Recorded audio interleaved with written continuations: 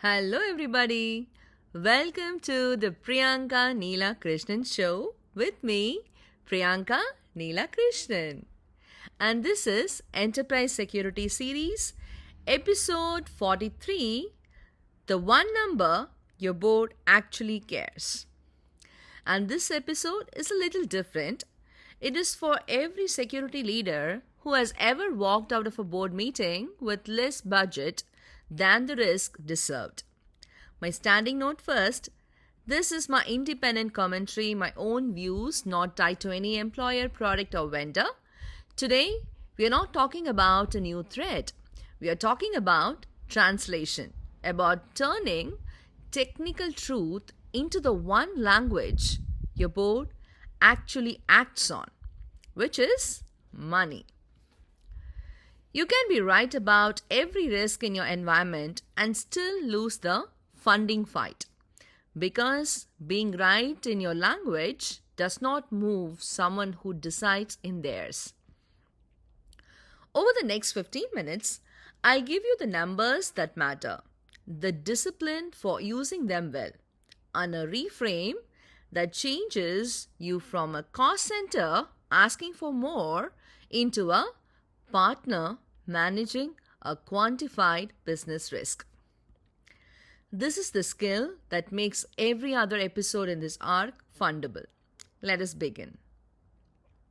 You can walk into the boardroom with the best threat briefing of your career, full of vectors and controls and maturity scores, and watch their eyes glaze. Then you say one number, a dollar figure, and suddenly everyone is listening. This episode is about translating security into the language leadership actually acts on, and about the numbers that make the case for you. I am Priyanka Neela Krishnan. Let us talk to the board. Let me name a problem that sinks more security programs than any attacker. Translation. Security teams speak in threats, vectors, vulnerabilities, controls, maturity models, but boards and executives decide in dollars, risk, disclosure obligations, and reputation. When you brief the board in your language, they nod politely and cut your budget because they cannot connect what you said to anything they are accountable for. Accountability matters, right? So they cannot connect to the thing that they are accountable for. The most valuable skill in security leadership is not technical depth. It is translation. It is the ability to take a real technical risk and express it in the terms leadership uses to make decisions. This whole series has given you the technical substance. This episode is about how to say it so the people who control the budget actually move. And the good news is, the industry has handed you the exact numbers that do the translating. Let me name why this translation skill is the one that actually determines your budget. You can be technically right about every risk in your environment and still lose the funding argument, because being right in your language does not move someone who decides in theirs. Boards allocate capital against quantified, comparable risks.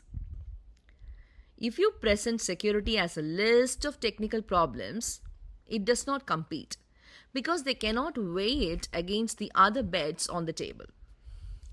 If you present it as a priced, disclosable business exposure, it competes on equal footing with everything else they fund. The technical work in this whole series earns you the right to be in the room. Translation determines whether you leave with a budget or just pat on your shoulder. Here is the same risk in two languages. On the left, how security naturally says it. We have unpatched vulnerabilities and identity sprawl and gaps in our data governance. every word of that is accurate and precise, and it is almost completely unpersuasive to someone whose job is allocating capital and answering to shareholders. On the right is how to say the same thing so the board can act on it. A likely breach carries a financial exposure in the millions, triggers a regulatory disclosure, and damages our reputation with customers. Now, it is not a technical complaint, it is a quantified business risk that competes on equal footing with every other risk the board weighs. Notice I did not change the underlying facts. I just changed the frame from what is technically wrong to what it costs and what are we obligated to disclose. So that frame is the difference between a funded program and a frustrated one. Let me stress that the right hand column is not spin. It is the same risk stated in the terms your audience is accountable for. The board is not being obtuse when your vulnerability list glazes their eyes. They are responsible for capital allocation and shareholder value. And a vulnerability count does not map to either of them, not to capital allocation or shareholder value. So they cannot act on it. When you say the same thing as a multi-million-dollar exposure that carries a regulatory disclosure and a reputational hit, you have not exaggerated anything. You have made a real risk legible to the people who control whether it gets addressed. The facts did not change between the columns. Only the language did. And the language is the difference between a funded program and a frustrated one. So here is our anchor number. The global average cost of a data breach is $4.44 million according to IBM's 2025 report. And if your organization operates in the United States, the number your board should hear is even starker. The US average is $10.22 million, the highest ever recorded. And this is your translation device. When you're asked to justify investment in data governance or identity security, you're not asking for money to reduce the vulnerability count. You're asking to reduce the probability of a $10 million event that you're legally required to disclose. That is a sentence a CFO understands immediately. One note on precision. The global figure actually fell 9% this year. The first decline in 5 years, driven largely by faster detection using AI and automation. This is not a reason to relax. It is proof that investment in detection produces measurable savings, which is exactly the argument you want to be making. Let me give you the discipline for using this number well, because a scary figure alone can just backfire. 4.44 million globally and 10.22 million in the US is your anchor. Not your whole pitch, it's just your anchor. Anchor on it, then immediately connect it to your specific exposure and your specific ask. Because a number without a lever just produces anxiety, and anxious boards freeze rather than fund. And use the nuance honestly. The global figure fell this year largely because faster detection with automation cut costs, which is not a reason to relax. It is proof that investment in detection produces measurable savings, which is precisely the argument you're trying to make. And let the number work for you by pairing it with the lever that moves it. Now give the board the levers, because a scary number without a lever just produces fear, and fear does not allocate budget well. 2 levers. Number 1, dwell time. The average breach takes 241 days to identify and contain, and every single day of that adds cost. So Investment that shortens detection and containment translates directly into dollars saved. That is your case for governance and monitoring, stated as a financial return. Second, specific risk factors carry specific price tags. Shadow AI, which we covered 2 episodes ago, at $670,000. That lets you connect a governance gap the board can picture to a number they can weigh. This is the move. Do not present security as a bottomless cost center. Present it as a portfolio of investments, each of which reduces a quantified, disclosable financial exposure. When you frame it that way, security stops competing against the business and starts sounding like the business. Let me show you how to turn these levers into a fundable proposal. 241 days of average dwell time means every improvement in detection and containment translates directly into fewer dollars lost. So an investment in governance and monitoring can be pitched as a return and not a cost. And specific factors carry specific price tags. Shadow AI at 670,000, which lets you tie a governance gap the board can picture to a number they can weigh. This is the move that changes the whole relationship. Stop presenting security as a bottomless cost center and start presenting it as a portfolio of investments, each one reducing a quantified, disclosable exposure. Framed that way, you're no longer asking for money. You're offering a trade, and boards are very good at evaluating trades. So here is the reframe for every leader who briefs up. Stop asking the board to fund security as if it were an expense you're adding. Start showing them a risk they are already carrying, whether they fund you or not. The multi-million-dollar exposure exists today. The disclosure obligation exists today. The reputational downside exists today. Your job is not to invent a new cost. It is to make an invisible liability visible and put a number on it so the board can decide how much of it they want to keep. When you reframe it as pricing an existing risk rather than buying a new capability, two things happen. The conversation stops being adversarial because you're on the same side of the table looking at the same liability. And the decision gets easier because reducing a known $10 million exposure for a fraction of that cost is a trade any competent board will take. Make the liability legible and let the math do the persuading. Let me push the pricing and existing risk idea one step further because it changes the emotional dynamic of the whole conversation. When you ask the board to fund security, you're the cost center asking for more.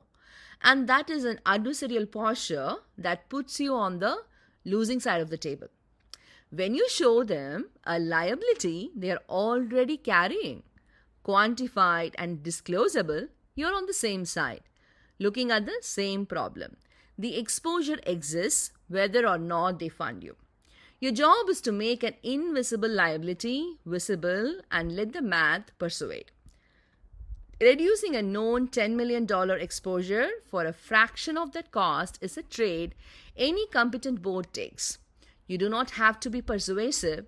You just have to be legible and let the numbers do the arguing.